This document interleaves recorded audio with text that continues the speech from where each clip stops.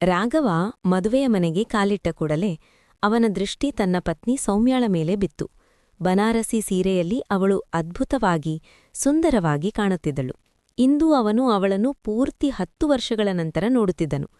ಅವನ ಜೊತೆ ಬಂದಿದ್ದ 12 ವರ್ಷದ ಮಗ ಅಯಾನ್ ಓಡಿಹೋಗಿ ಅಮ್ಮನ ಸೆರಗಿನ ಮರೆಯಲ್ಲಿ ಆಶ್ರಯ ಪಡೆದನು.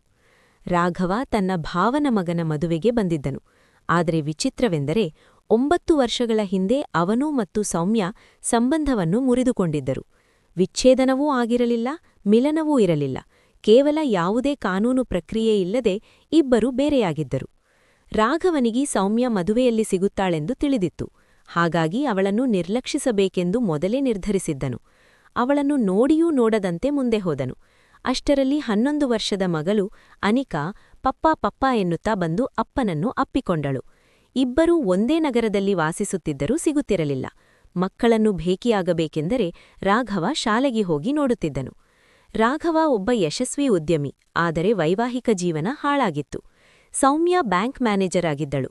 ಇವರ ಸಂಬಂಧ ಮುರಿಯಲು ಮುಖ್ಯ ಕಾರಣ ಸೌಮ್ಯ ಕೆಲಸಕ್ಕೆ ಹೋಗುವುದು ರಾಘವನಿಗೆ ಇಷ್ಟವಿರಲಿಲ್ಲ. ಒಂದು ವೇಳೆ ನೀನು ಕೆಲಸಕ್ಕೆ ಸೇರಿದರೆ ನಮ್ಮ ಸಂಬಂಧ ಮುಗಿದಂತೆ ಎಂದು ಅವನು ಎಚ್ಚರಿಸಿದ್ದನು. ರಾಘವನ ತಾಯಿ ಕೂಡ ನನ್ನ ಮಗನ ಸಂಪಾದನೆಯಲ್ಲೇ ಉಣ್ಣುತ್ತಿದ್ದೀಯಾ ಎಂದು ಚುಚ್ಚಿ ಮಾತನಾಡಿದ್ದರು. ಪ್ರತಿಭಾವಂತೆಯಾದ ಸೌಮ್ಯ ಈ ಅವಮಾನವನ್ನು ಸಹಿಸಲಿಲ್ಲ. ಅವಳು ಬ್ಯಾಂಕ್ ಪರೀಕ್ಷೆ ಬರೆದು ಪಾಸಾದಳು. ಕೆಲಸಕ್ಕೆ ಸೇರಿದ ದಿನವೇ ಇಬ್ಬರೂ ಬೇರೆಯಾದರು. ಸೌಮ್ಯ ಮಗಳನ್ನು ಕರೆದುಕೊಂಡು ಹೋದರೆ ಮಗ ರಾಘವನ ಬಳಿಯೇ ಉಳಿದನು. ಈಗ 9 ವರ್ಷಗಳು ಕಳೆದಿವೆ. ಇಬ್ಬರೂ ಒಬ್ಬರಿಲ್ಲದೆ ಬದುಕುವುದನ್ನು ಕಲಿತಿದ್ದರು. ಆದರೆ ಅಹಂಕಾರ ಅವರನ್ನು ದೂರವಿಟ್ಟಿತ್ತು.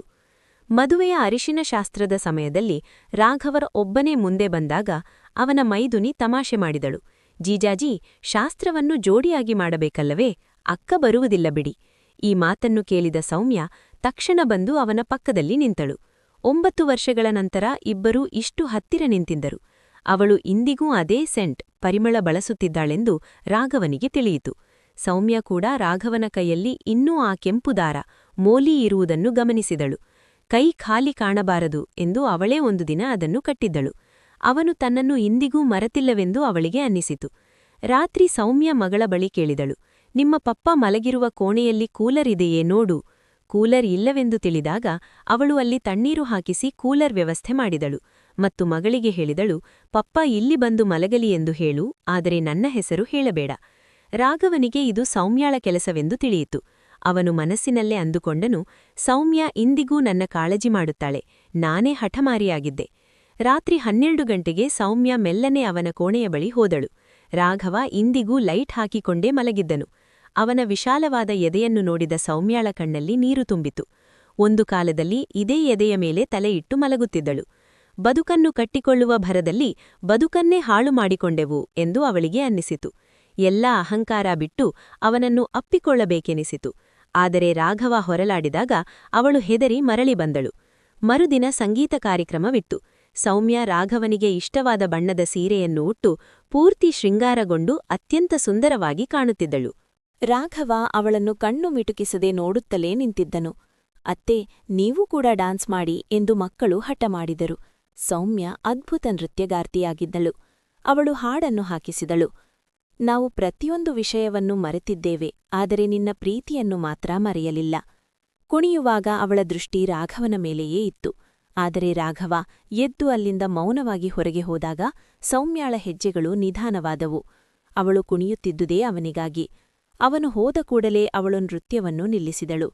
ಅವಳು ಅವನನ್ನು ಹುಡುಕುತ್ತಾ ಅವನ ಕೋಣೆಗೆ ಹೋದಳು. ಬಾಗಿಲು ತೆರೆದಿತ್ತು. ರಾಘವ ಅಳುತ್ತಿದ್ದನು. ಇದನ್ನು ಕಂಡು ಸೌಮ್ಯ ಸ್ತಬ್ಧಳಾದಳು. ಅವಳು ಅವನನ್ನು ಅಳುತ್ತಿರುವುದನ್ನು ನೋಡಿದ್ದು ಅದೇ ಮೊದಲು. ಅವಳು ಮೌನವಾಗಿ ಅವನ ಮುಂದೆ ಬಂದು ನಿಂತಳು. ರಾಘವ ತನ್ನ ಕರವಸ್ತ್ರವನ್ನು ಅಡಗಿಸಿ ಏನೂ ಆಗದಂತೆ ನಟಿಸಿದನು. ನೀವು ಅಳುತ್ತಿದ್ದೀಲಾ ಎಂದು ಸೌಮ್ಯ ಕೇಳಿದಳು. ಇಲ್ಲ, ಕಣ್ಣಿನಲ್ಲಿ ಏನೋ ಬಿದ್ದಿದೆ ಎಂದು ರಾಘವ ಸುಳ್ಳು ಹೇಳಿದನು. ನೀರು ತರಲೇ ಎಂದು ಕೇಳಿದಾಗ ಅವನು ನಿರಾಕರಿಸಿದನು. ಸೌಮ್ಯ ಹೊರಗೆ ಹೋಗಲು ಹೊರಟಳು. ಆಗ ಹಿಂದಿನಿಂದ ರಾಘವ ಹೇಳಿದನು, ನನ್ನನ್ನು ಕ್ಷಮಿಸಿಬಿಡು. ಸೌಮ್ಯ ಅಲ್ಲಿಯೇ ನಿಂತಳು. ಹಿಂತಿರುಗಿ ನೋಡದೆ ಕೇಳಿದಳು, ಯಾವ ವಿಷಯಕ್ಕಾಗಿ? ರಾಘವ ಹೇಳಿದನು, ನನ್ನ ಹಠಕ್ಕಾಗಿ, ನನ್ನ ತಪ್ಪುಗಳಿಗಾಗಿ. ನಾನು ನಿನ್ನನ್ನು ಪಂಜರದಲ್ಲಿ ಇಡಲು ಬಯಸಿದ್ದೆ. ಸೌಮ್ಯ ಹೇಳಿದಳು, ಈಗ ಏನು ಪ್ರಯೋಜನ? ನಾವೀಗ ತುಂಬಾ ದೂರ ಬಂದು ಬಿಟ್ಟಿದ್ದೇವೆ. ರಾಘವ ಕಿವಿ ಹಿಡಿದುಕೊಂಡು ಅವಳ ಮುಂದೆ ಕುಳಿತನು. ದಯವಿಟ್ಟು ಮರಳಿ ಬಂದುಬಿಡು. ಸೌಮ್ಯಾಳಿಗೆ ಮನಸ್ಸಿನಲ್ಲಿ ಸುಖದ ಅನುಭವವಾಯಿತು. ಆದರೂ ಹೆಣ್ಣಲ್ಲವೇ, ಸ್ವಲ್ಪ ಮುನಿಸು ತೋರಿಸುವುದು ಸಹಜ. ಅವಳು ಈಗ ನನಗೆ ನಿನ್ನಿಲ್ಲದೆ ಬದುಕುವುದು ರೂಢಿಯಾಗಿದೆ ಎನ್ನುತ್ತಾ ಹೋಗಲು ಯತ್ನಿಸಿದಳು. ಆದರೆ ರಾಘವ ಅವಳ ಕೈ ಹಿಡಿದನು. ವರ್ಷಗಳ ನಂತರ ಪತಿಯ ಸ್ಪರ್ಶವಾದಾಗ ಅವಳ ಹೃದಯ ಜೋರಾಗಿ ಬಡಿದುಕೊಂಡಿತು. ಕೈಬಿಡಿ, ನನ್ನನ್ನು ಹೋಗಲು ಬಿಡಿ ಎಂದಳು. ಆದರೆ ರಾಘವ ಅವಳನ್ನು ಎಳೆದು ಅಪ್ಪಿಕೊಂಡನು. ಅವಳು ಅಳುತ್ತಾ ಹೇಳಿದಳು, ನೀವು ತುಂಬಾ ಕೆಟ್ಟವರು. ರಾಘವನೂ ಅತ್ತನು. ನಿನ್ನ ನೆನಪು ತುಂಬಾ ಕಾಡುತ್ತಿತ್ತು. ಸೌಮ್ಯ ಹೇಳಿದಳು, ನಾನು ಪ್ರತಿದಿನ ನಿಮಗಾಗಿ ಕಾಯುತ್ತಿದ್ದೆ. ರಾಘವ ಹೇಳಿದನು, ಹೃದಯ ನಿನ್ನ ಬಳಿ ಬರಲು ಬಯಸುತ್ತಿತ್ತು, ಆದರೆ ಈ ಅಹಂಕಾರ ಮಧ್ಯೆ ಅಡ್ಡಬರುತ್ತಿತ್ತು. ಸೌಮ್ಯ ಹೇಳಿದಳು, ನಿಮ್ಮ ಅಹಂಕಾರ ನನ್ನ ಯೌವನದ 9 ವರ್ಷಗಳನ್ನು ಕಸಿದುಕೊಂಡಿತು. ರಾಘವ ಮಾತುಕೊಟ್ಟನು, ಇನ್ನು ಮುಂದೆ ಈ ಅಹಂಕಾರವನ್ನು ಹತ್ತಿರ ಸುಳಿಯಲು ಬಿಡುವುದಿಲ್ಲ. ಗಂಡ ಹೆಂಡತಿಯ ಸಂಬಂಧದಲ್ಲಿ ಅಹಂಕಾರವಲ್ಲ, ಪ್ರೀತಿ ಮುಖ್ಯ ಎಂದು ಈಗ ನನಗೆ ಅರ್ಥವಾಗಿದೆ. ಸೌಮ್ಯ ಹೇಳಿದಳು, ಇನ್ನು ಮುಂದೆ ನನ್ನನ್ನು ಎಂದಿಗೂ ದೂರ ಮಾಡಬೇಡಿ. ರಾಘವ ಉತ್ತರಿಸಿದನು, ಇನ್ನು ಉಸಿರು ನಿಂತಾಗಲೇ ಈ ಕೈ ಬಿಡುವುದು